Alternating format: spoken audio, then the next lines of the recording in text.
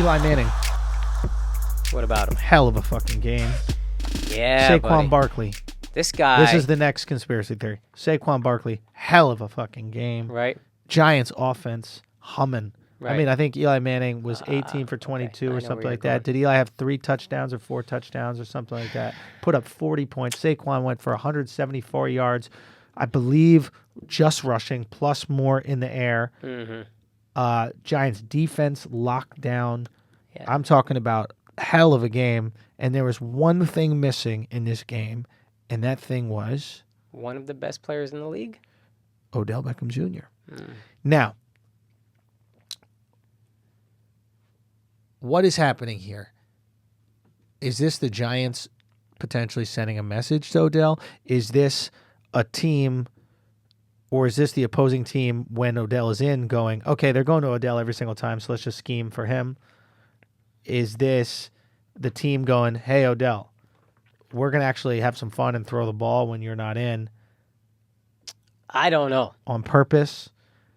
I don't know. They look dominant. I mean, the Redskins are bad, but they looked But dominant. the Redskins weren't even that bad going into it. Well, they're broken in their own way. Like Mark Sanchez is starting at quarterback. They lost their starting quarterback. They have a ton of injuries. Ton of injuries. Fair enough.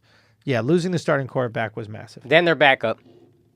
They're down to their third string, and then he Right. got yanked for somebody who hadn't played in the league since 2011 or some shit. Yeah. But they looked pretty good. I think what they'd started doing pretty easily or simply is just like, let's just feed Saquon. Oh my God, this guy's amazing. I mean, he's incredible. He's Like, fucking incredible. He might be worth drafting a running back in the first round.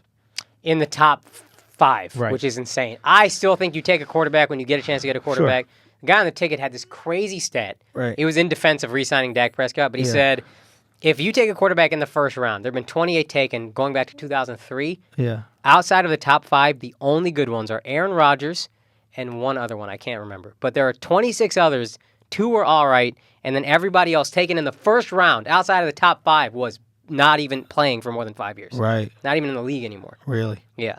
So that's why I think if you're the number 2, you get Sam Darnold. Right. Because to your point about Odell, I was talking to my friend about this yesterday. There's 5 skill positions, which are wide receiver, tight end, running back, and then some teams have a fullback, however many receivers. I think there's 5 or 6 skill positions. The Giants, at 2 of those positions, have the most electric athletes in the league. 33, 40% of your athletes, they're 4-8, 5-8 now. The quarterback is the only one that you cannot ever replace. Not cannot ever, but you know what I mean? But it just goes to show he's not an awful quarterback. Like, he can get the job done. He's not awful, man. He's not good, I don't think. He's old, but he's not awful. He had some nice throws. He had some terrible throws after, but he's not awful. Yeah. So then what's the deal? Do you think they did it to punish? You think they did it to punish Odell? They're like, no, you're gonna sit this game because if you played, you're probably gonna have a great game, and then we got to hear you fucking yapping. I don't know if they did to punish him, but I do think they took note of the fact that if you're not constantly worried about feeding Odell, you're all right. Or if he's just not there, you're all right.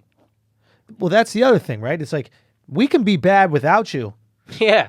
Yeah. Do you know what I mean? Like if you're Odell, on some level, you gotta be thinking, oh shit, even when I play well, we're bad. Yeah. So how much can I really do? Maybe I should shut the fuck up. I don't think he's going to figure it out. No, I don't think he will. Right. But if you have your best game, Odell, 3 TDs, 170 yards, and you guys still lose, you can't do enough to help the team win as a wide receiver. As one person, you cannot do enough. Right. So shut the fuck up. We actually listen to wide receivers far too much, if you ask me, because they can't truly dominate a game. I mean, look at Julio Jones in Atlanta. Yeah, you can barely get into the fucking you can end have zone. a great game. You can win a game or 2 here or there. You can make a difference. The Cowboys have been way better since they got Amari Cooper because they say it opens up a bunch of other stuff.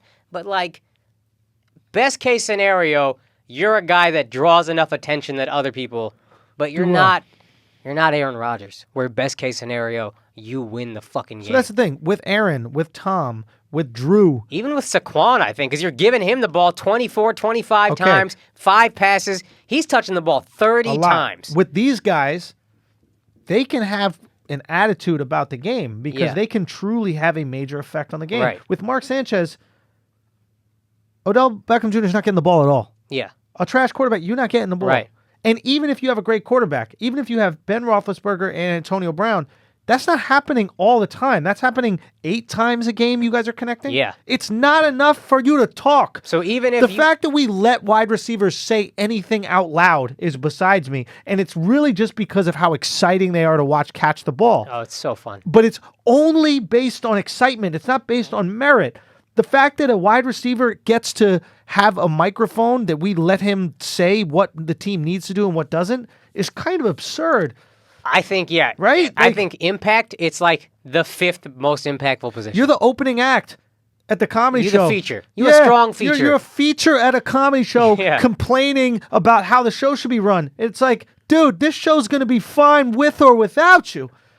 You're not needed for everybody in here to come, and you're not needed for everybody in here to have a good time. You can increase how good the time is, and you can decrease how good the time is.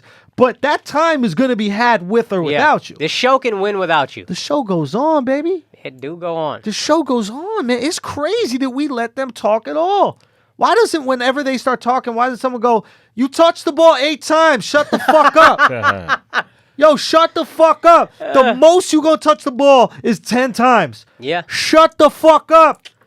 Yeah. How does the running back walk over and not just grab him by his blonde hair and be like, I'm sorry, how many catches you have? Oh, 4? Well, could you do us a favor and shut the fuck up? Because I'm carrying the weight with 40. Yeah, and again, a running back might not get as many yards as I mean, they'll get a lot, but like just the amount of clock you're controlling if you touch the ball 24 times, like the punishment you're taking 24 times. Oh yeah. Belichick has known that for the longest now. That's what. Yeah, I brought this up. Great point. Again, my homie Brian, same guy, was like, how many teams have won a Super Bowl with a top 5 wide receiver in the last 20 years? I can't think it's a lot of attitude. Moss got no rings. T.O. got no rings. Wow.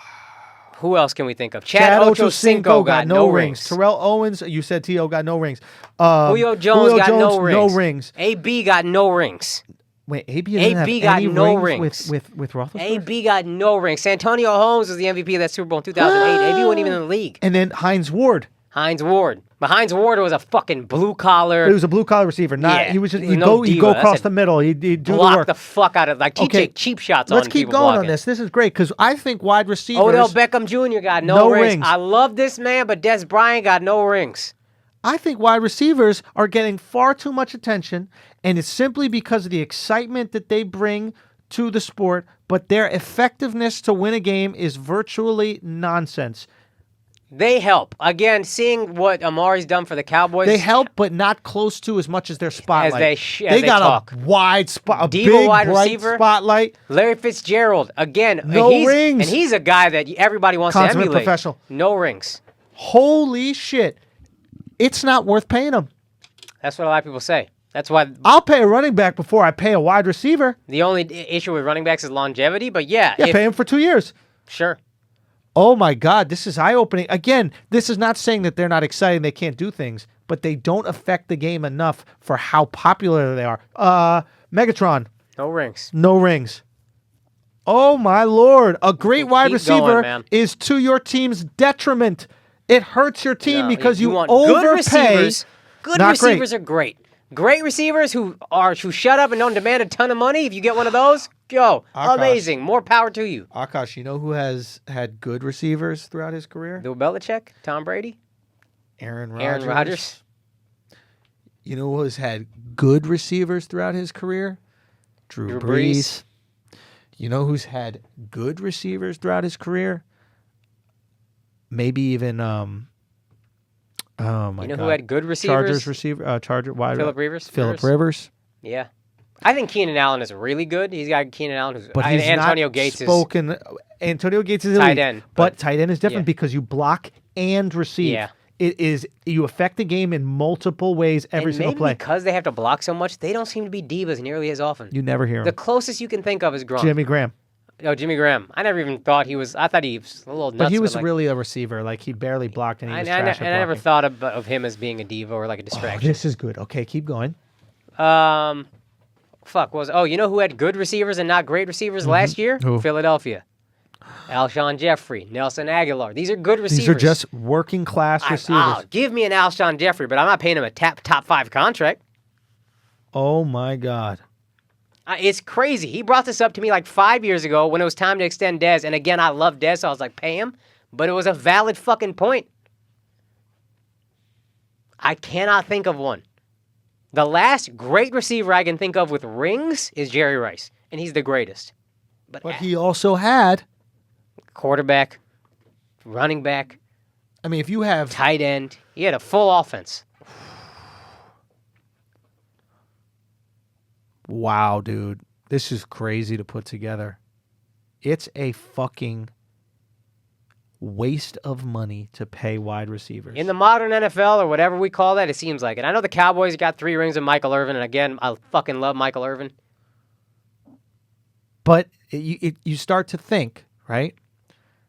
You start to think, how good were these guys?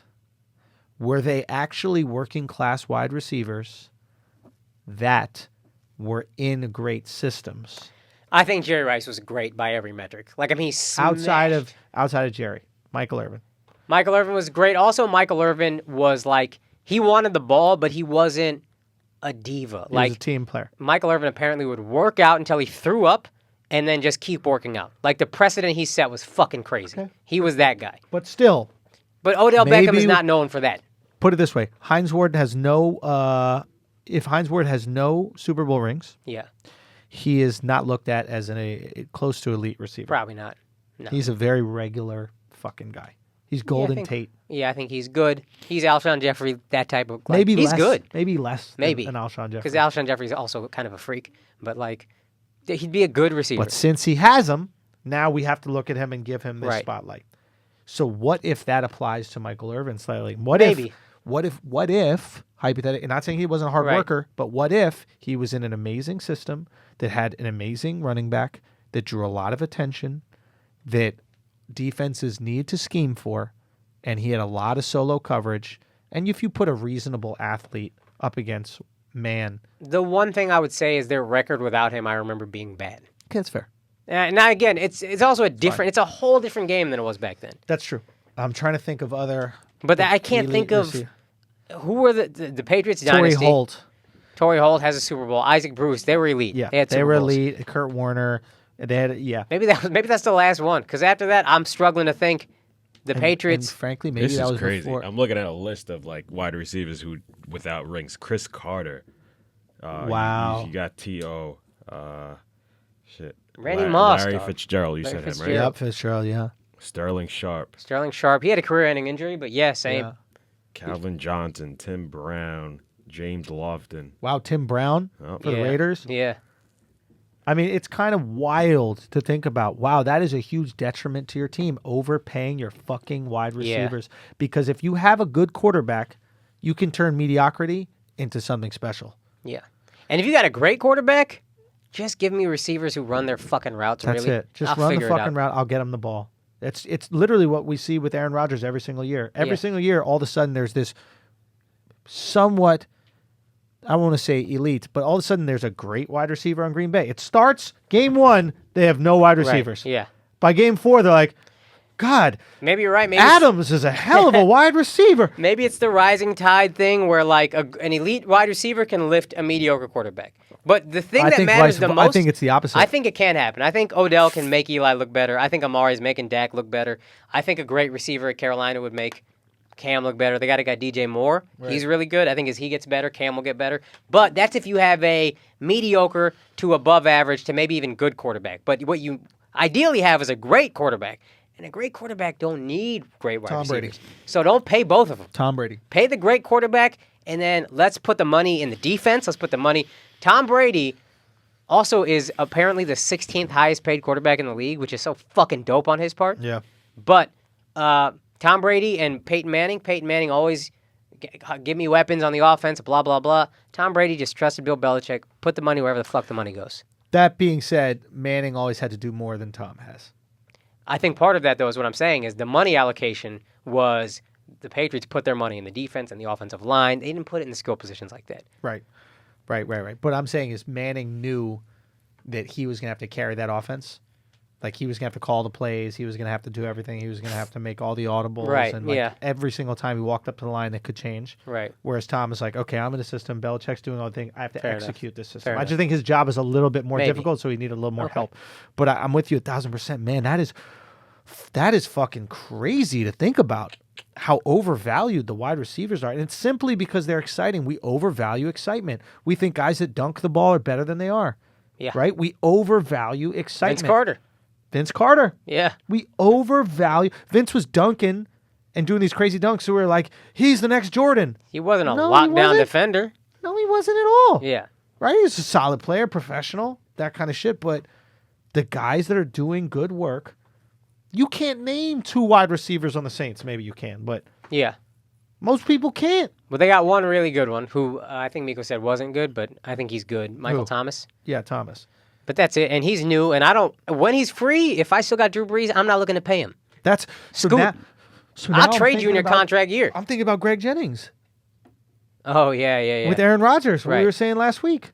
And it's like, if Aaron's like, yo, if Aaron hears that Greg Jennings wants a massive payday, and Aaron understands how the system works, and he's like, listen, we're not paying wide receivers because you guys are a dime a dozen. I'll eat at your house. You're still a dime a dozen. Yeah. I eat a lot of dime a dozen people's houses. Go to San Francisco. I'll go eat at your house in San Francisco. Boom. Yeah, we'll have a nice dinner. You And I'll come over bust when your you're in Green ass Bay, yeah. with the next guy who filled your spot that we don't know who the fuck he is. Yo. Son, Aaron Rodgers is the Steve Nash of the NFL. He get these motherfuckers contracts. Yo. Real That's talk. good. You gonna get That's some good. contracts That's if good. you're a bum wide receiver, 1-year deal for no money with Aaron Rodgers. Yo. Take it. Or not no money, but bare Yeah. minimum with Aaron Rodgers. Guaranteed next year you're gonna be doing okay. Fuck, I would have loved to see him with Dez. Or, yeah, fuck. Anyway. It would have been fun.